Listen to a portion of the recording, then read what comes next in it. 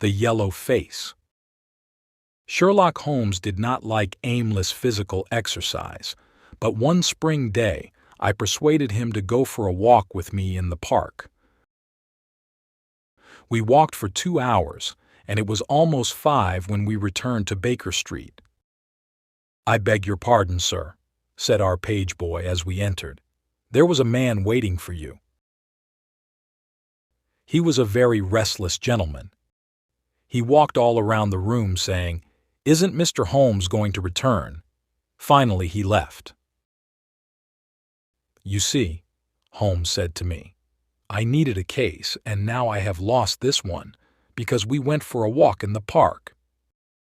That's not your pipe on the table." Well, that man must have a very big problem because he left his pipe. It is obvious that he likes this particular pipe very much. "How do you know that he likes it very much?" I asked. "Well," explained Holmes, "I think this pipe costs around 7 and 6 pence. Now, look, it has been mended twice with silver bands. That probably cost more than the pipe itself. So, this man must like his pipe very much if he prefers to mend it instead of buying a new one with the same money." Just then, as Holmes was talking, we heard someone walking up the stairs, and then a man walked into the room without knocking. "I beg your pardon," said the man. "I should have knocked, but I am very upset, and I need help." The man then took off his hat and sat down on a chair. "My dear Mr. Grant Monroe," began Holmes. Our visitor jumped from his chair. "What?" he cried. "You know my name?" "If you want to preserve your incognito," said Holmes, smiling, "then you should not write your name on the inside of your hat, or else you should turn the inside of your hat away from the person whom you are addressing. Anyway, my friend and I have heard many strange secrets in this room, and we have had the fortune to help many people. Please tell us the facts of your case." "The facts are these, Mr. Holmes," he said. "I have been married for 3 years, and my wife and I were very happy until last Monday. Suddenly a barrier appeared between us, and she has become like a stranger to me. I want to know why." "But, Mr. Holmes, I am sure that my wife loves me." "Please let me have the facts, Mr. Monroe," said Holmes, with some impatience. "Effie, my wife, was a young widow, only 25 years old, when I met her. Her name then was Mrs. Hebron. She went to America when she was very young and lived in the town of Atlanta, where she married a man called Hebron, who was a lawyer. They had one child, but there was a yellow fever epidemic there, and both her husband and child died of it. I have seen his death certificate. After this tragedy, she decided to leave America and come back to England to live with her aunt. I should also mention that her husband left her a large amount of money. This money was invested, and she can live very well with the income from it. She met me after 6 months in England. We fell in love with each other, and we married a few weeks afterwards. I am a hop merchant, and I, too, have a good income. We rented a nice house in the country near Norbury. There is an inn and 2 houses near our house and a single cottage across the field in front of our house. Until this recent incident, my wife and I lived very happily there. There is one more thing I should tell you. When we married, my wife put all her money in my name. I did not think this was a good idea, but she insisted. Well, about 6 weeks ago she came and asked me for some. "Jack," she said, "when you took my money you said that if I ever wanted some I should just ask you." "Certainly," I said. "It's your money. How much do you want?" £100, she said. What for? I asked, very surprised by the large amount. Oh, she said playfully. You said that you were only my banker, and bankers never ask questions, you know. I was not happy about this, because this was the first time that there was a secret between us. I gave her the check and forgot about the matter. It may have nothing to do with what happened afterwards, but I thought that I should mention it. Anyway, I told you that there is a cottage near our house. Well, I like walking past that cottage, and last Monday, as I walked past the cottage, I saw an empty van going away from the cottage, and furniture in front of the cottage. Someone was finally going to live there. I was looking at the cottage when suddenly I saw a face watching me from an upper window. There was something strange about the face, Mr. Holmes, that frightened me. I was not very near, but there was something unnatural and inhuman about the face. It was yellow and rigid. I walked closer to the house, but the face suddenly disappeared. Then I went to the door and knocked. A tall woman answered the door. I told her that I was her neighbor and asked her if she needed any help. "If we need any help, we'll call you," she said, and shut the door in my face. That night, I did not tell my wife about the strange face and the rude woman, but I did tell her that people were now living in the cottage. That same night, something strange happened. In the middle of the night, when I was not completely asleep, I became aware that my wife was dressed and was leaving the room.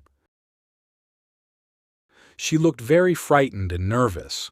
I waited for about 20 minutes and then she returned. "Where have you been, Effie?" I asked as she entered.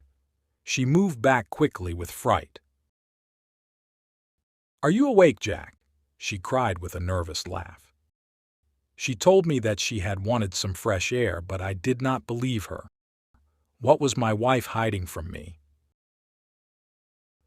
The next day, I had to go to the city, but I was so worried about my wife that I returned early to Norbury at about 1 o'clock. Walking home, I went past the cottage. I stopped for a minute in front of it to look for that strange face. As I stood there, imagine my surprise, Mr. Holmes, when the door suddenly opened and my wife walked out. "Oh, Jack," she said, "I came here to see if our new neighbors needed anything." "Why are you looking at me like that? Are you angry with me?" "So," I said, "this is where you went during the night." "What do you mean?" she cried. "You came here, I am sure of it. Who are these people?" "I have not been here before." "I know you are not telling me the truth. I am going to enter the cottage and discover the truth." "Please, don't go in, Jack," she cried. "I promise that I will tell you everything someday, but if you enter now, you will cause great sadness." Then she held me tightly and I tried to push her off. "Trust me, Jack," she cried. "You will not be sorry. If you come home with me, all will be well. If you force your way into that cottage, our marriage is finished." "I will trust you," I said, "if you promise never to come here again." She was greatly relieved. Then, as we started to leave, I looked up, and there was that yellow face watching us out of the upper window. What link could there be between that creature and my wife? After that, everything went well, but one day I returned home early. I discovered that my wife had been to the cottage again, so I went to the cottage. I walked into the house and found no one, but upstairs I found a comfortable room, and on the mantelpiece stood a full-length photograph of my wife. I am sure that our maid had warned them that I was arriving, and they all went away. That is why I didn't find anyone there. When I saw my wife again, I told her that there could be no peace between us until she told me the truth.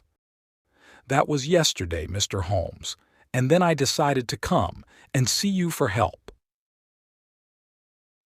After hearing this strange story, Holmes sat silent for a few minutes, thinking. Then he said, "Are you sure that the yellow face was a man's face?" "Each time I saw it," he replied, "I saw it from a distance, so I am not sure." "When did your wife ask you for the money?" asked Holmes.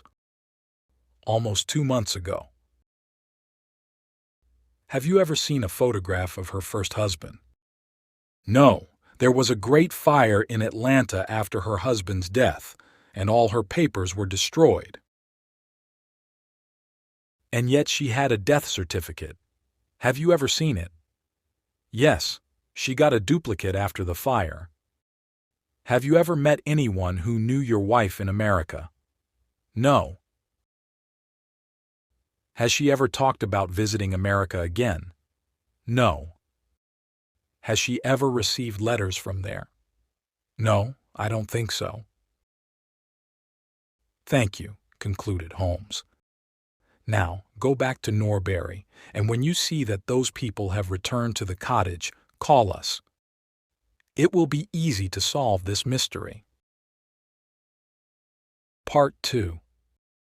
Then Mr. Grant Monroe left, and Holmes and I discussed the case. "I am afraid that this is a case of blackmail," said Holmes. "And who is the blackmailer?" I asked. "Well, it must be that creature with the yellow face. Upon my word, Watson, there is something very attractive about that yellow face at the window, and I would not miss this case for worlds." "Have you got a theory?" I asked. "Yes," Holmes replied. "I think her first husband is in the cottage. This is what I think happened. This woman was married in America. Her husband got a terrible disease. That is why he has that horrible yellow face. She ran away from him at last and came back to England, where she changed her name and started a new life. After 3 years of marriage, she feels safe again, but her first husband, or some unscrupulous woman attached to him, discovers where she lives. They write to her and tell her to send them £100, or they will tell her new husband everything. When her husband tells her that someone is living in the cottage, she knows that they are her blackmailers. In the middle of the night, while her husband is sleeping, she decides to go to the cottage. That night she is not able to convince her blackmailers to leave her alone, so she returns the next day. That was when her husband saw her coming out of the house. She then promises her husband that she will not return, but she wants to get rid of her blackmailers. She decides to go again, and this time she brings a photograph, which they probably asked her for. Fortunately for her, her maid warns her that her husband is coming, and she and her blackmailers leave the house in time. Now, we can do nothing except wait for Mr. Monroe to call us, and then we will see if my theory is correct. We didn't have to wait long. After tea, we received a message from Mr. Monroe saying, "There are people in the house." That night, Holmes and I took a train to Norbury. Mr. Monroe was waiting for us at the station, and he took us to the cottage. When we arrived there, Holmes asked Mr. Monroe if he was sure he wanted to enter the cottage. Mr. Monroe said he was sure, and we went to the door of the cottage. As we approached the door, a woman suddenly appeared. It was Effie. "For God's sake, don't jack!" she cried. "Trust me." "I have trusted you too long, Effie," he cried sternly. "Let go of me.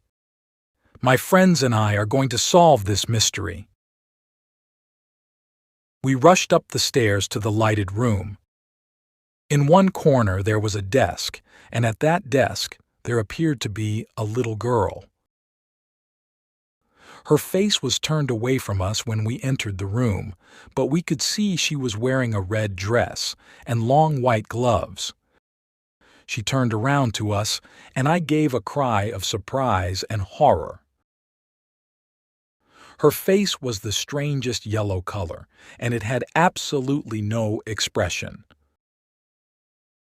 A moment later, the mystery was explained. Holmes, with a laugh, put his hand behind the ear of the little girl and pulled off the mask, and there was a little coal-black girl. She laughed, and I laughed too, but Grant Monroe stood staring with his hand holding his throat. "My God!" he cried. "What does this mean?" "I will tell you everything," cried his wife with a proud face. "You have forced me, and now we must both accept the situation. My husband died at Atlanta. My child survived." "Your child," cried Grant Monroe. She pulled out a locket, and inside the locket was the picture of a very handsome and intelligent man, but a man who was obviously of African descent.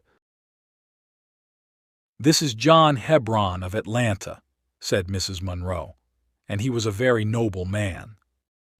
I cut myself off from my race to marry him, but I never regretted it for a moment. Unfortunately, our only child took after his people rather than mine. She is very dark, but she is my dear little girl." When the little girl heard these words, she ran to her mother.